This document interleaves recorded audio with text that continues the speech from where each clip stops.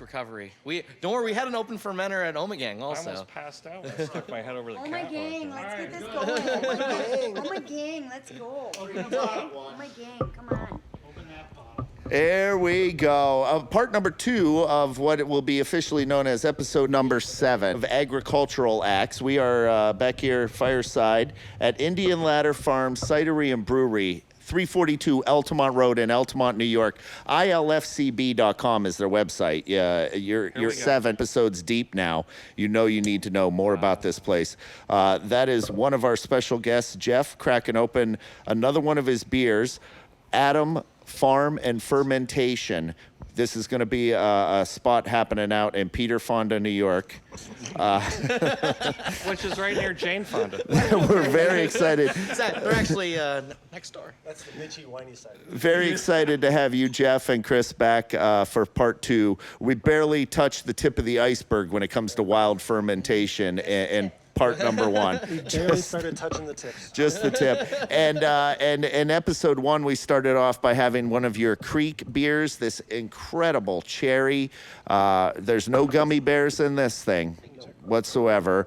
And so what are you pouring for us now, Jeff? So this is our spontaneous. It was really our first, Thank you. our first true batches of spontaneous that we brewed in Colorado before we packed up and moved here. So we actually never even got to release this beer. And probably sadly, we will never get to release this beer due to laws and all the things that go in the fact that we made it in Colorado and now we're here in New York. So we just have about 75 cases of this that we'll have to share with friends. And it's called Spontaneous. So it's we don't. It has no name because Okay. we didn't get around to that yet. But it's spontaneous is because of as we started to briefly touch on in the first episode, the way we made it with the cool ship and not pitching yeast and all of that. So so we just call it our spontaneous right now because we didn't get around to naming it. So. You could read the newspaper through this beer, and it smells and tastes amazing. So This one is special though, and he'll get into why it is pretty special. But most spontaneous beers, as Scott was saying, you blend barrels. You put your batches into barrels, and you get different characteristics out of them. And you might take 10% from one barrel, 50% from another barrel, 25%, and you blend them into one batch. And that's typically how it goes, and you make one batch of beer. And we were tasting all of our different barrels, and we were figuring it out. And this particular one, we had one barrel, and that one barrel was so delicious that we decided that we weren't going to blend it at all. We just took all of the beer from one barrel and just left it. And we did not blend this at all. And so that's why I think this one is quite special. We did make a blended batch of spontaneous, but this one, to me, I thought was very special because it was just one barrel, no blending, just kept it the way it is. That's a rare occurrence when it comes to the spontaneous beer world, that you can have a single barrel that is good enough to stand on its own. It's really great. Yeah, There was phenomenal. some giggling there, and while you were giggling, you were holding up your glasses next to each other. Jeff so and I were comparing. It's the same beer. It's the same beer out of the same bottle. First pour and last pour. First pour and last pour. Scott's, you can basically see right through it. It almost is like champagne. I look through yours, Jeff, and it's almost like a really super hazy IPA look. And I'm just talking about looks now, appearances. Right. So So yeah, this is kind of like the money shot of the spontaneous. So even though there's no yeast or anything that was pitched in this, there's still yeast in it. And as these bottles, when you when you package them, they're packaged what's considered to be, natural carbonation or bottle condition. There's a number of different terms. So when you put them in the bottle, they're uncarbonated. But what you do is you add some sort of sugar source. It could be fresh wort from another batch you just brewed. It could be honey. It could be sugar. But some sort of sugar source. Put it in the bottle, and you seal it up. Our bottles happen to be corked and caged, and the wild yeast that is still in suspension in the beer will start to eat that sugar, and when it off gases, it has nowhere to go, so it goes back into the solution, and that's how you carbonate it. So over a period of time, all of that, the dead yeast and any proteins or anything that might still be in there all settle to the bottom. So as you're pouring these, and if we wanted to get all nerdy about this, we should have had a basket. Yeah, you should and have all the these basket. things. I'm a big Yeah. basket. What are you talking about, basket? It's literally just like a little basket that you put your 750 in, and it holds it. It's like Okay. at that type of angle, and it's Okay. like So you that use the basket to pour that. So that in. everything that's in my glass right now would normally be caught in the bottom corner of the bottle, so that we all would have had crystal clear pours. So really just, from constantly tilting the bottle back and forth, pouring everybody's glass, I was stirring up the sediment and the yeast that was left in the bottom of the bottle. And see- So I took the bottom pour of it, this is all just yeast and suspension. This is why I and love protein. agricultural acts, because we learn these things. So what appeared to be you being a gentleman and pouring into everyone else's glass first was actually you just being selfish and getting the money shot. Yes, I exactly. love it. But Exactly. now we all know that. That's the best part. He wants his B vitamins, his potassium. He's not gonna have a hangover tomorrow. Right. But we can. Mr. Not- Clearbeer over there, Jeff. Yeah, to right. mention- Yeah, I see where I stand here. Not to mention the amazing beer farts that this is going to show. Oh, good, Oh, wow, good. there I'm a lucky girl. There'll be covers flapping tonight. Remember when I offered a cot in our hotel room? That's off. That offer is off the table. All right, so Yeah, so this was, again, it was, we touched on the spontaneous process earlier, or in the last episode. So this sat in barrels for about 14 months, maybe? A little bit longer, Yeah, a little bit over Yeah. 14 months. And then just straight into the bottle. now as a consumer, I never know how I should be handling my beer. I just learned that about, what'd you say, a 75? What was the angle that I want to keep a bottle like this at, or the 750, basket that holds That's it? 750 No, but the milliliter, basket holds it. 25.4 ounces for you. The basket holds it at what angle so that it? It's all about the yaw. Like that. Okay, all right. Whatever So that whatever that is, So that's for those 40 of you degrees. Who can't see the video, he's holding it on his side. Yeah, it's almost, almost. Because I know that so much hard work and effort goes into this, and it should be enjoyed in the proper way. But it's kind of maddening as a 2-year-old, well, 21-year-old, we'll go in this because I'm buying alcohol. But it's maddening to try and understand exactly how I should be treating the product from where I get it. And even if I got it off of the store shelves handled properly, was it at the right temperature? Was it the correct sunlight? All of that kind of stuff. Because it makes a difference. Oh, absolutely. And I think a lot of breweries that kind of focus on these types of beers, they start getting in. They start, like, if you look in the side, and I know I'll explain this. So on the side of our bottle, we actually put a picture of a glass, and this is like the recommended glass that you should drink this in. I love that. Thank you. And a lot of breweries are also starting to put temperature on there too? No, I don't on these, but they yeah. But a lot of breweries are starting to put like recommended temperatures that you should drink it at, and all of those types of things. So they're kind of moving away from. I don't know. I think some breweries are starting to move away from putting a bunch of stuff on here about how it was made and the characters and all that stuff, because nobody ever reads it anyway. I disagree with that. Or they read it and they go, I didn't taste any of that shit. So There is that. And then so what you hear back from them, right? Like, what are you talking about? Right. I've never had passion fruit, but that doesn't taste like passion Oh, So then you man. get, then you get pounded on, Untapped because you said it tasted like, apricots and this and that and whatnot, and they sit there and bitch and complain that like, they didn't okay. taste any of it. Well, Pilsner's awful dark. Right. This beer sucks. I hate mixed cultures anyway. So maybe not those suggestions of what you you should taste, because that could be a train wreck. But I really would appreciate the kind of vessel that I want to be drinking it out of. The temperature, it should be kept at. I'm sick of reading. I know that pregnant women shouldn't be drinking. There's not enough to read on the side of a label. See, we usually put pregnant women should drink it. Though. I mean, we're just, we're bucking the system. So. But, yeah, I mean, you got all the room on here. There's beautiful art usually, but a little education be okay. Yeah, it's a bummer you can't operate heavy machinery when you read that. Yeah, I mean, we're really just kind of focusing on, simplicity, right? When we start putting how it was made and some basic recommendations to try and help you, enjoy the beer a little bit better. The type of glass, maybe the type of temperature, those types of things. I think optimal temperature is an important. Yeah, absolutely. Is an important thing. I mean, if you're drinking just a lager, and even with a lager,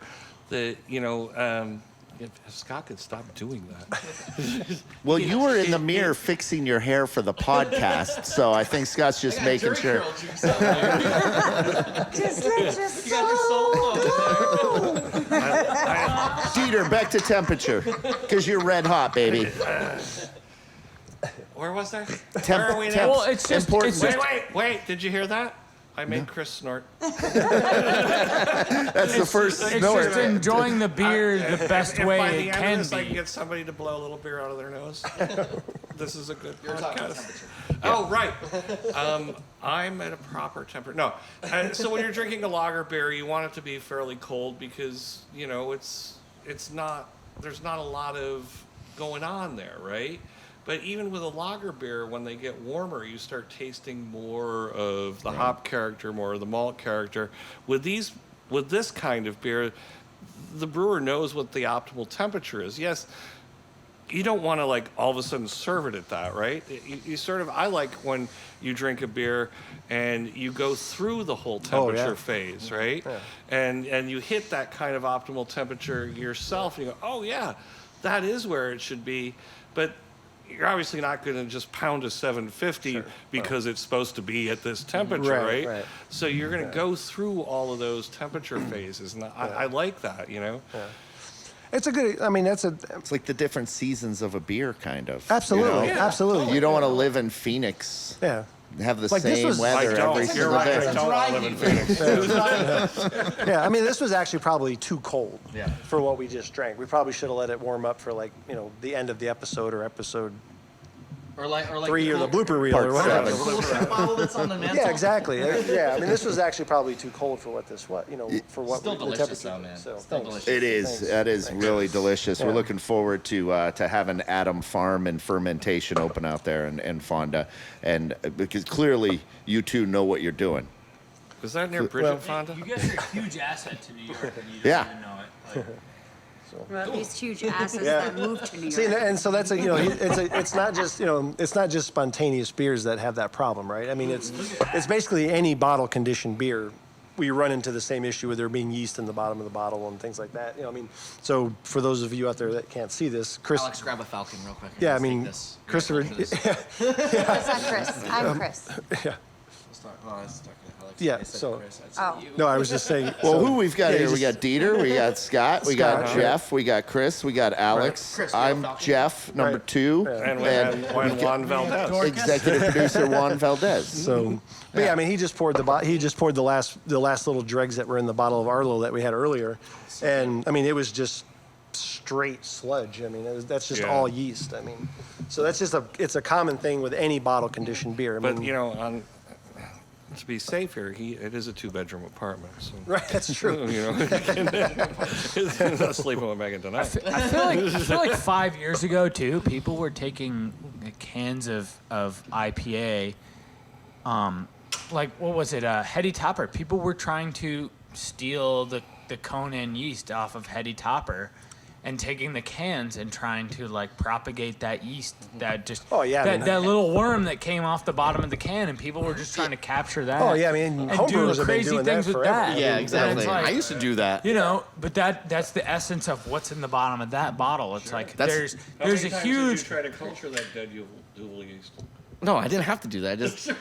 I would actually call Chris over at White Labs. Hold on.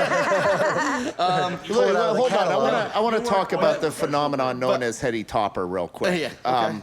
Yeah, So- it's from Vermont.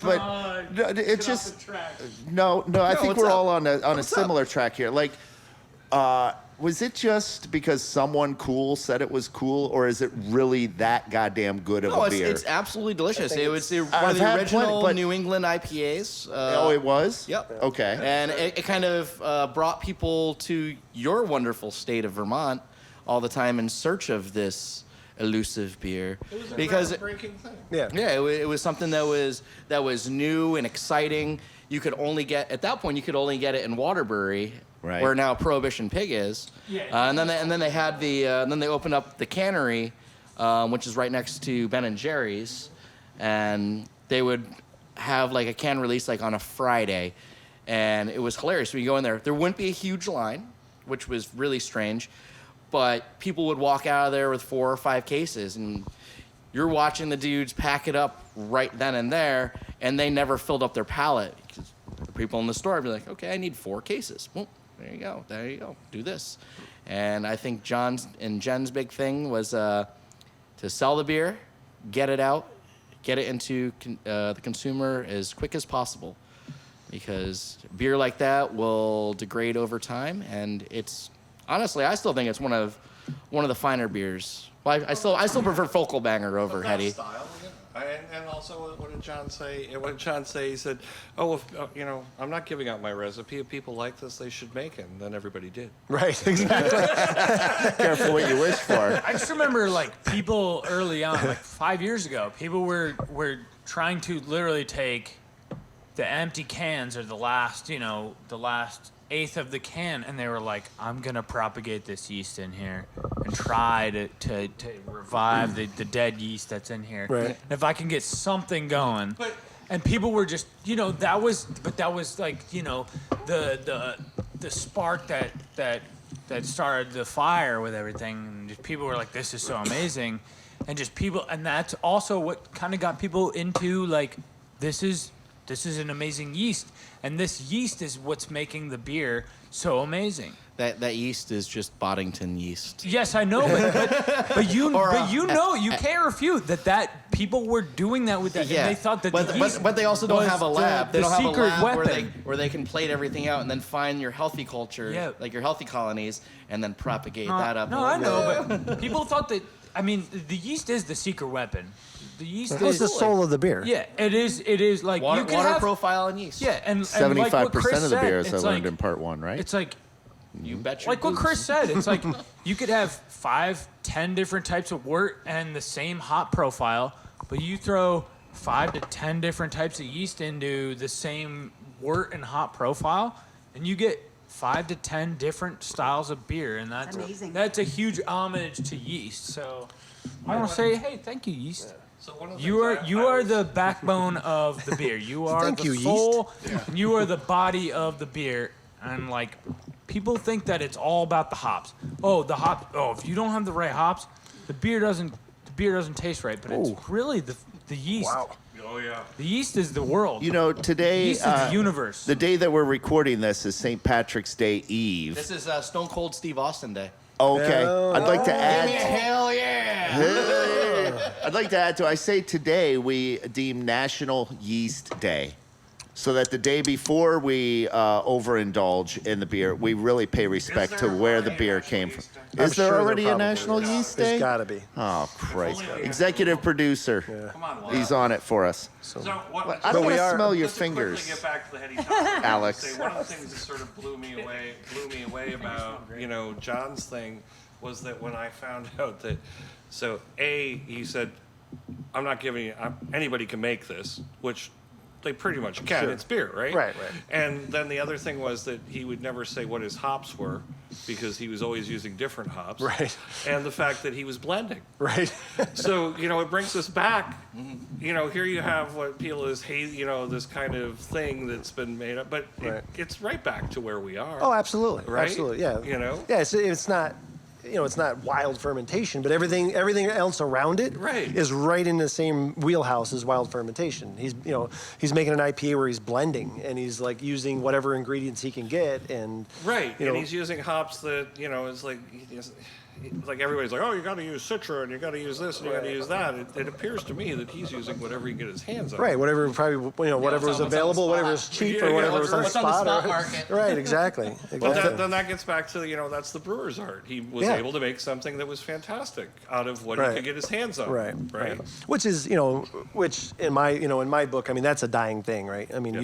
you look at the industry today versus what it was, 10 years ago. 10 years ago. Right. Maybe not even that long, but 10 I years was gonna ago. say even like 5 years. Yeah, where it used to be, where you did have like the brewer's art, right? Mm-hmm. And I know we're getting off topic here, but that's just gone now. I mean, you look at breweries, the large majority of breweries that have opened over the last 5 years, it's all just a money grab. Right. It's like whatever we can do. And you get all these stupid kitschy beers of putting.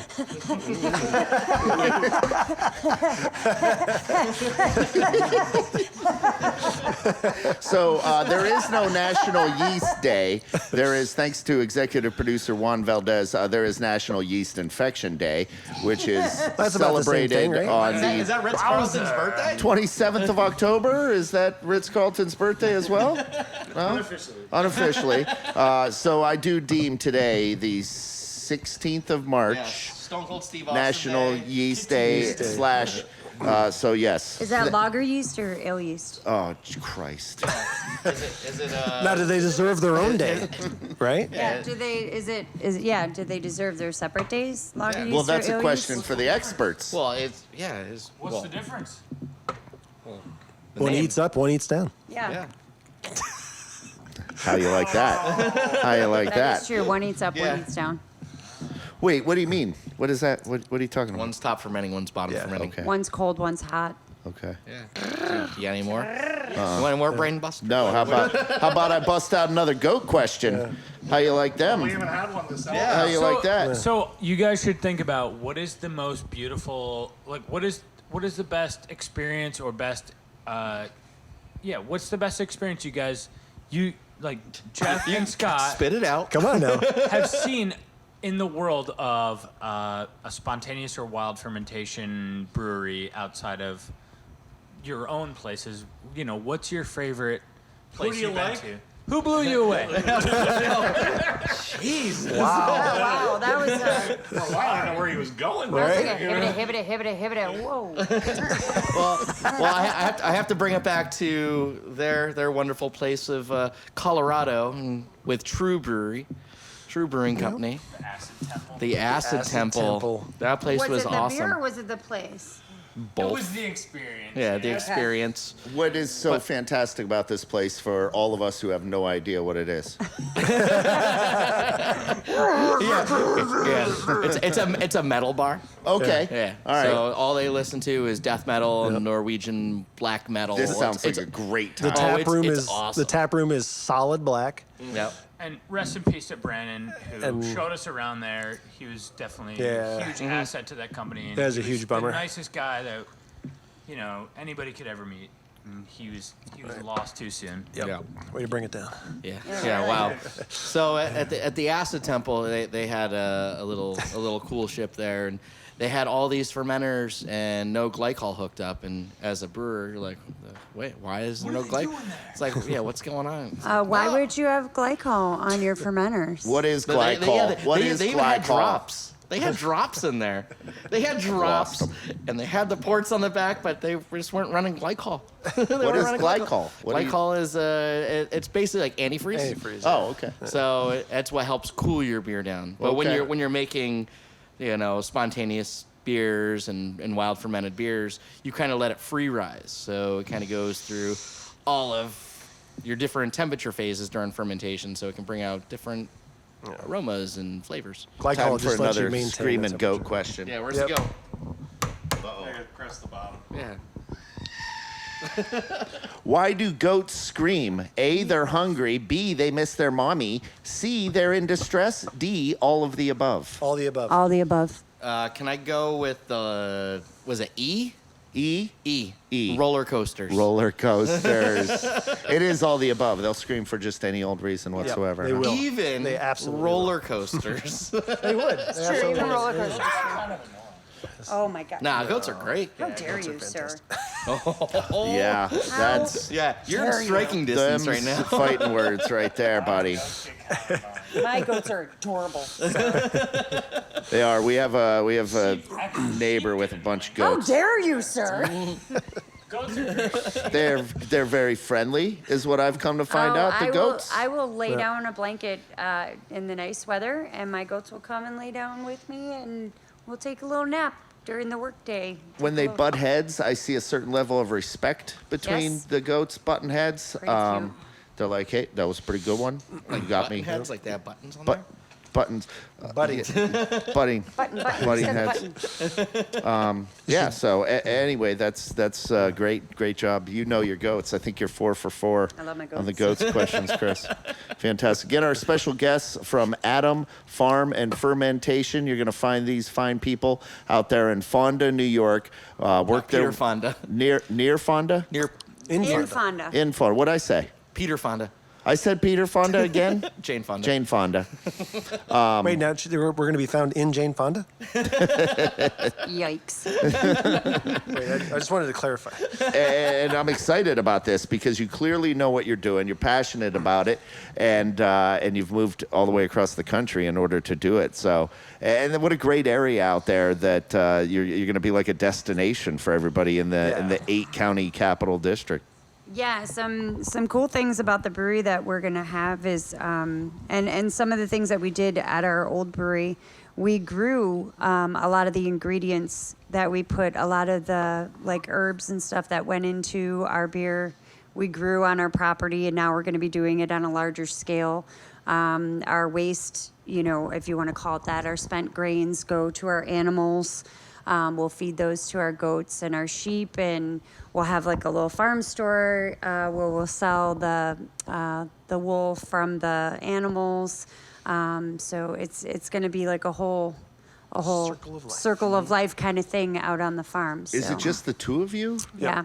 Really? Yeah. And we both still work full-time jobs. Yep. I teach environmental science to kids, and he works a computer job, and so it'll just be the two of us. We'll have a whole greenhouse that people can walk through and just feel and touch and smell the herbs that we grow. And We're going to be getting into, we're going to be doing cider too. We didn't do cider in Colorado because you weren't allowed, but so we're going to be, we're getting ready to plant an orchard in April, and so we're going to be getting into wild fermented ciders, barrel-aged ciders, all of that as well. Alex is your boy. Yeah, I know. Alex is just chomping at the bit to have people to collaborate with and work with. He's stomping and his feet right now. until our bounce apples ideas come off in, we too. know some decent people to get apples from. Yeah, we actually, Yeah. yeah, Okay, I was going to turn you on. And people. to be able to, to kind of start doing a little bit of playing around and testing. We actually got apples from these guys back in the fall. We went and picked as much as we could at the time, just wild apples. But then we ended up getting apples from these guys and pressing those and starting to play around with, just getting those fermenting to kind of see what yeast character we have in the area and things like doing some test batches and. And that's another thing that we plan on doing is we're going to continue to use the yeast that we grew or that we cultivated in Colorado, but we're also going to go and grab yeast from our property here and blend the two and hopefully get something even more amazing that we have already had. Yeah, we'll blend them eventually, but we're probably going to have like the New York yeast beers. We'll have our Colorado beers, and then of course the spontaneous stuff and whatnot. But eventually, we want to probably try to marry the two together. And that's like a huge testament to wild fermentation. It's like, so you could see the difference between just, the microflora that's in Right. the air in New York and the microflora that's in the air in Colorado. And like, I have, I'm a young guy, but I have a lot to learn from you guys. Wait, because you're with- saying we're not young? I mean, No, that's rude. I don't have that much. I don't have that many years in the industry. Fucking flip this table. You should not have wronged her goats. Yeah. But Part 2 over. yeah, right. No, so are you guys planning on like taking out like petri dishes with different types of media and then putting them around your farm? So like, say if you're gonna grow blueberries, where you could put a petri dish there, one by the apples. Well, definitely one not downwind of the goats. Honestly, the first time, Get that goatee farm blanket. Yeah, right. That's where you get the real Brettanomyces. the first time we caught, it was super rudimentary. The first time we caught, we put mason jars of sugar out around, and another thing that we did is we went out and swabbed, which is something we did in Belgium too. We swabbed everything when we went to Belgium. It's very moldy there. Yeah. It's very moldy in Belgium. I was working at White Labs at the time, and I grabbed a bunch of swabs and containers with the corks and all that. And so when we went to Cantillon and when we went, walk through there. yeah, I did. I was like, and when we were in West Mall and when we were in everywhere, and I was just kind of like, and just sticking it in and all kinds of stuff. So we did that around our house and just around area. We went on hikes and I grabbed stuff like that too. And then once I found something that looked good or something that smelled good that we agreed on, then I would plate it and then start watching it and see how we went from there. What's an example of something that you really dug, that really happy you swabbed? Like, oh, I got to swab more of this. Nothing came from Belgium, just so you know. All right. Our friends, you were asking the question. You guys didn't answer. Yeah, the question. Favorite spontaneous wild. Well, I would say the most beautiful place, and we've met some really great people and had some amazing experiences at different breweries. And I'm speaking from my own opinion, and I would almost guarantee that he would agree. Antijude. Over in Belgium, we never met him. We talked to him online, or Jeff actually started talking to him, through Facebook, I think it was. And they invited us to the brewery, and we're like, all right, we're going to be there. And they invited us to their home, and they made us pizzas and showed us their little tiny operation, which was even smaller than what we had.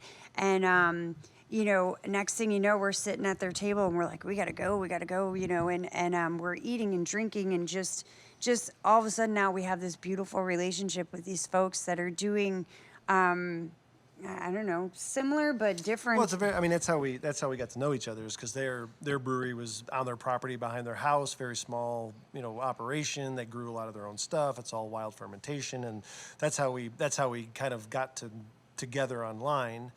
And then when we were going over there, I just kind of reached out and said, hey, can we come by? And they weren't even open yet. And they were like, oh, absolutely. And what we thought was going to be a quick, maybe 1-2 hour brewery tour turned into a 7-hour dinner, met the brother and the kids and the dad and everybody else. And The goats? Do you need any goats? They have any goats? They They have have Icelandic sheep, which we have Icelandic sheep now too. So, You move those across country? No. No.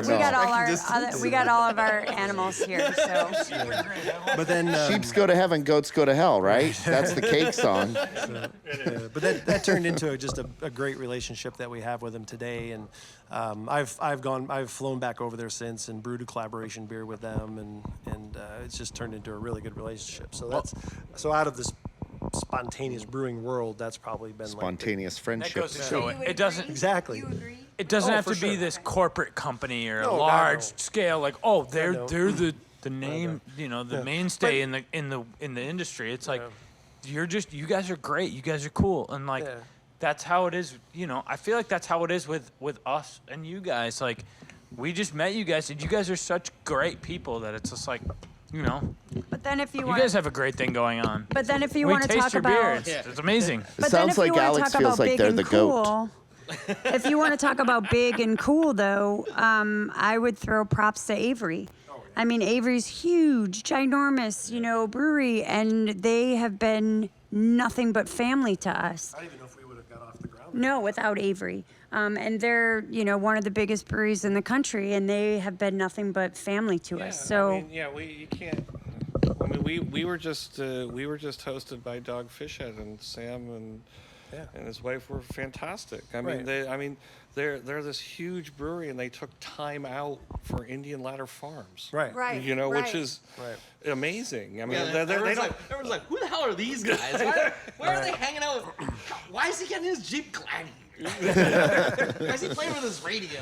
Yeah, so they're To get down to it's a great industry. There are some outliers, as we all know, but the vast majority of people in the industry are fabulous people. Well, Sam, I mean, Sam, I don't know if he's adjusted his numbers in the recent years, but Sam of Dogfish Head, I mean, he told us years ago, he goes, 90% of the brewery is amazing, the other 10% are assholes, and everybody knows who they are. That's like I said, the outlier. And it's not the brewery staff. No, it's the marketing department. I want those guys. I want to ask you how it seems like it would have a huge effect on climate change and fermentation. Oh, sure. I mean, have you seen the effects already? Oh, yeah. I mean, there's a huge program going on right now in Belgium. And there's a few breweries here in the U.S. that are participating in it. But there's like all of these lambic breweries that have been around forever, Cantillon, Oud Biersel, Dre Fontaine. I mean, just all these ones that have been doing this for hundreds of years are now starting to truly look into what is climate change doing to their brewing season, because we didn't really touch on it, but for spontaneous brewing, you need a certain temperature range to put your wort in the cool ship, let it cool. It's seasonal. Yeah. So it's typically a winter brewing only. You usually want it somewhere between like 35 to maybe 40, low 40s Fahrenheit. Anything too cold, anything below that, typically you could get into too cold of weather, and you're not going to get the yeast. And anything hotter than that, you can get off flavors. So it's a very tight window of temperatures, and obviously, depending where you're at in the world, a time frame during the winter is when you can do it. Well, with climate change and everything like that, those windows are shrinking. And So is that beer going to go away, or is It's going to be different. It'll it's going to be a different lot for sure. different. And so that's part of the study that they're doing is like, how can we adapt to this? Keep doing what we're doing, and maybe the beer's just different than what it was, or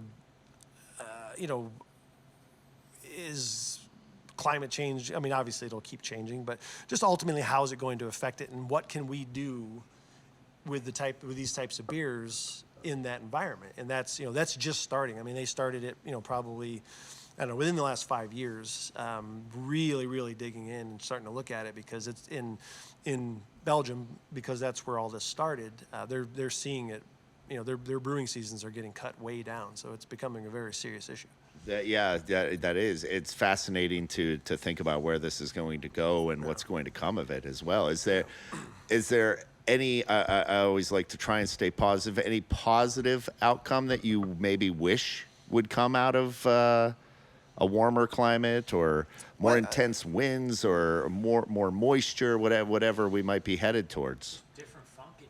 Yeah, I mean, I guess you don't know. I mean, you could come up with a whole new. Yeah, you're getting so like we could be getting some cross stuff that's from Ontario that we've never seen down here, or they're getting stuff from North Carolina. Oh, we can be I getting don't stuff from across seas. I mean, there's even stuff that's blowing across oceans that we're starting to see in our country. Different seeds, different animals, different things that are pollens that are coming across the ocean. Coming across the Atlantic Ocean that we never saw in our country before that are coming. And it seems like how passionate you guys are and how into this. That would be exciting to me. I think, like, let's see where this goes. Oh, for sure. I mean, and a lot of these breweries are starting to look at, originally we always thought that warmer temperatures were, creating off flavors and all of this, and maybe it's just, maybe it's just creating a different beer. It's not, it wasn't creating the same beer we always thought about or that we knew. Mm-hmm.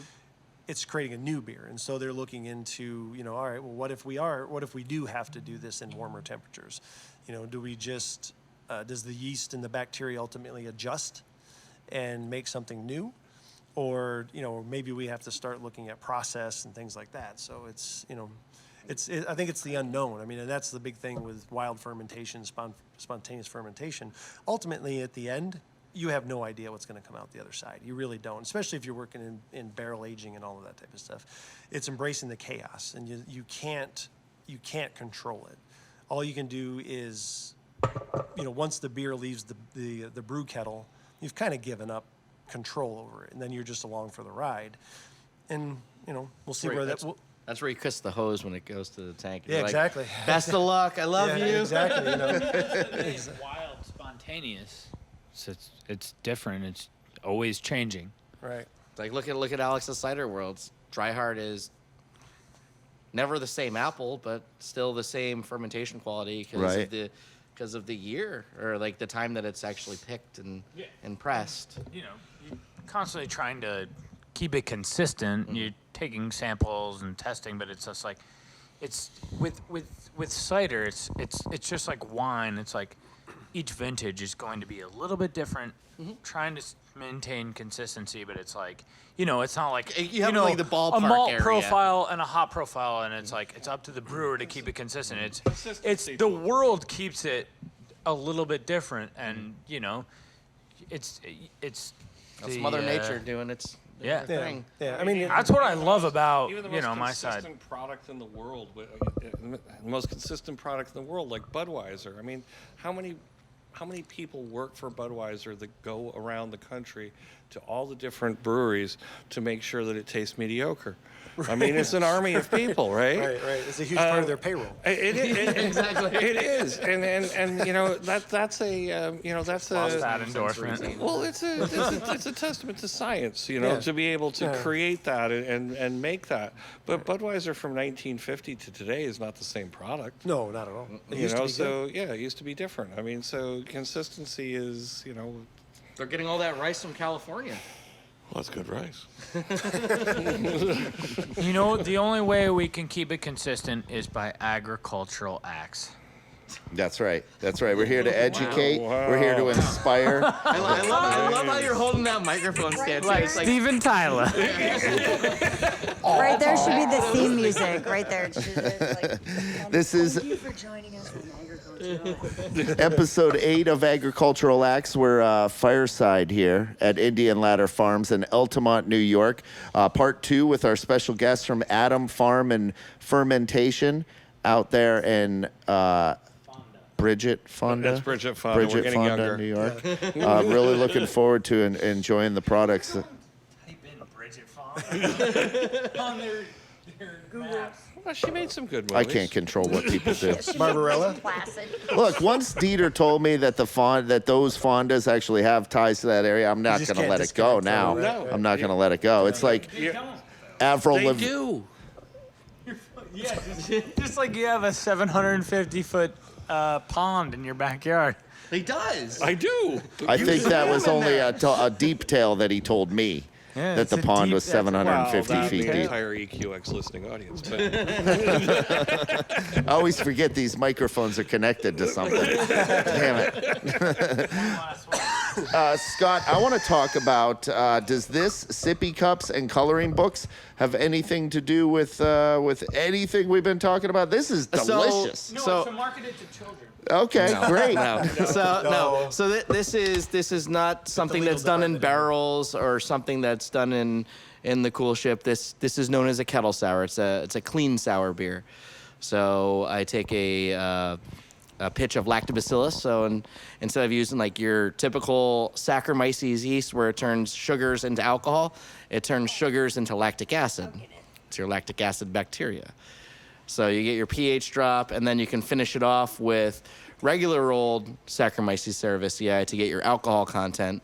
And this is just heavily fruited. And we are going back to being hype breweries and try to make that money. This is what the kids want. Like, I want to be making, mixed fermentation beers left and right, but once again, that's not going to pay the bills, Right. unfortunately, this speeds up the process.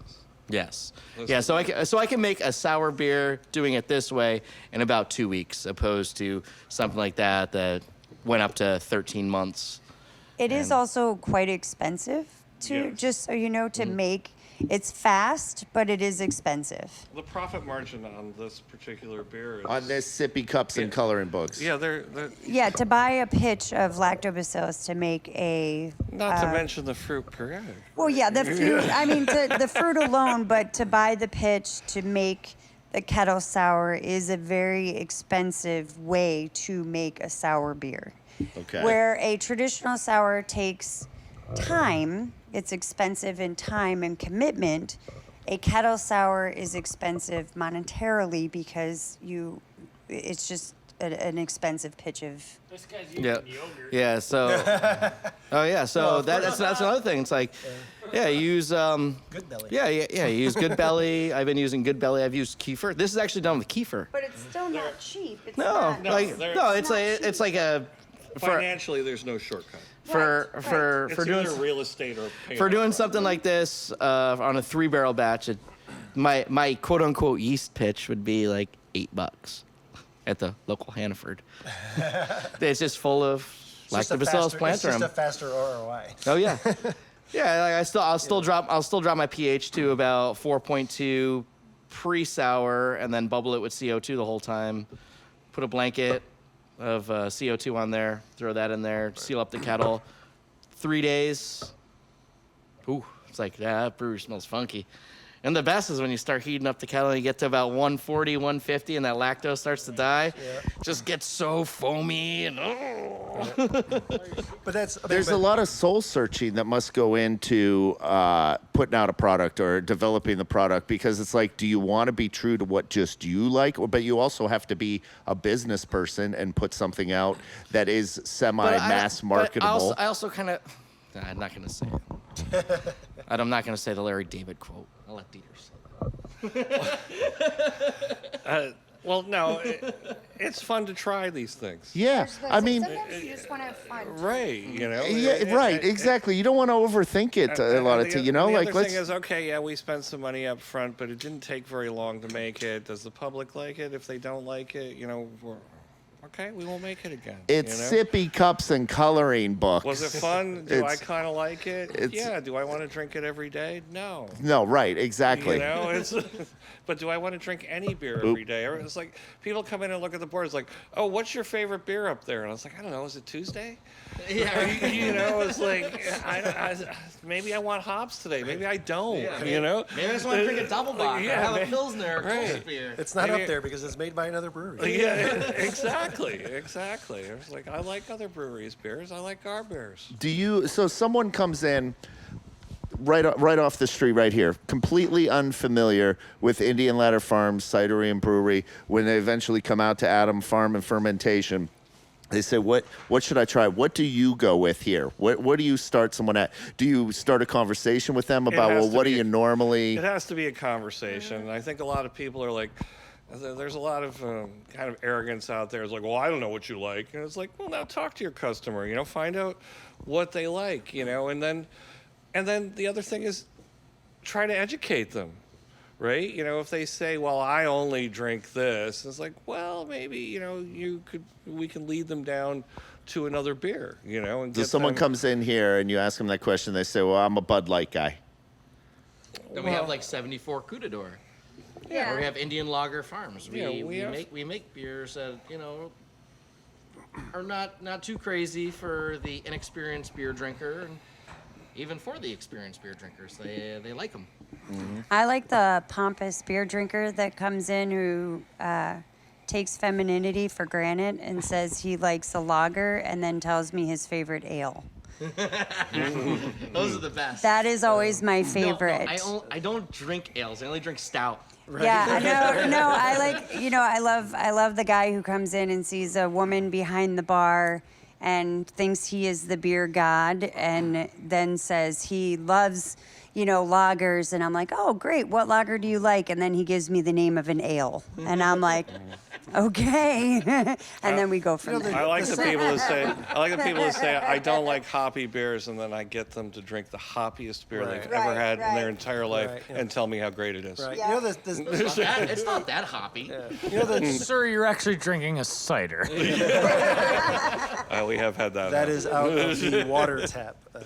You know, the sad part about it though is that the whole realm of educating the consumer is becoming a dying thing in this industry. And It is. I say that because I actually just got into this. We'll call it a discussion a couple of weeks ago with some brewery owners that have been in the business for the last couple of years. And I got into this I got into this whole thing about educating their consumers, and they just said flat out, they just came out flat right and said, that's just pretentious. Why would you, why would you try to educate your consumers into something that you like or whatever? They called it pretentious, and then essentially said, who has that kind of time? And you do, because you run a business. exactly, and that was my whole argument. That's your job. But then that shows you the people who got into this industry because they loved what's the industry's about, or the ones that got into it within the last 5 years because it was the cool thing to do and they thought it was a good way to make, or an easy, quick way to make money. And that's we're getting off into a tangent here, but that's what's kind of causing the industry to implode on itself right now. If I can convince somebody to drink a sour beer that told me that they hate sour beer, It's my favorite thing to do. and I can convince them, or if I can convince somebody to drink a super hoppy beer, because they're all too bitter. I was like, well, I can give you a beer right now that has more hops than you've ever had in your goddamn life, it's not bitter. Right. So, I can't even begin to tell you how many times I've come across people that just tell me outright that they don't like beer, and then a half an hour later they're drinking Arlo or something like that, and they're just like, "This is beer? Holy shit!" This is a because in perfect their example. mind, all they're thinking about is, oh, they had a sip of somebody's Bud Light or Busch or Coors or something like that, and that is their perception of beer, where we just sat here and had however many beers or different types of beers. A lot of sour beers too. Yeah, and I would say a large majority of people out there would be blown away that these are even beers, right? Because they have this this preconceived notion of what beer is. Absolutely. And so many of these beers are actually closer to like wine characters than they are beer characters, and you can. I don't know how many wine drinkers I've been told that, I don't drink beer, and you give them a glass of a wild fermented beer, and they're just like, this is like the greatest, white wine I've ever had. Or what wine is Chris, this? Right. Chris, I was one of those converts. Sours, forget about it. It turns out I was just having the wrong sours. Or even if you get someone who's they're diehard Bud Light, Miller, someone like that, and they came into a craft brewery with their friends, just because they're out for the day, and they're like, oh, I only drink Bud Light, or I only drink Miller Lite, or whatever, and they're like, that's it. And then you find something on the menu, and that they enjoy, and they're like, oh my gosh, I didn't think I liked craft beer, and now they're hooked. Now they're his best friend is one of those people. He only likes certain beers. It's a true story. His best friend was a Mick Ultra guy, and we brought I said that out loud. We went. No, it's fine. We went for a visit, and we went to the store, and we bought a smorgasbord of beers.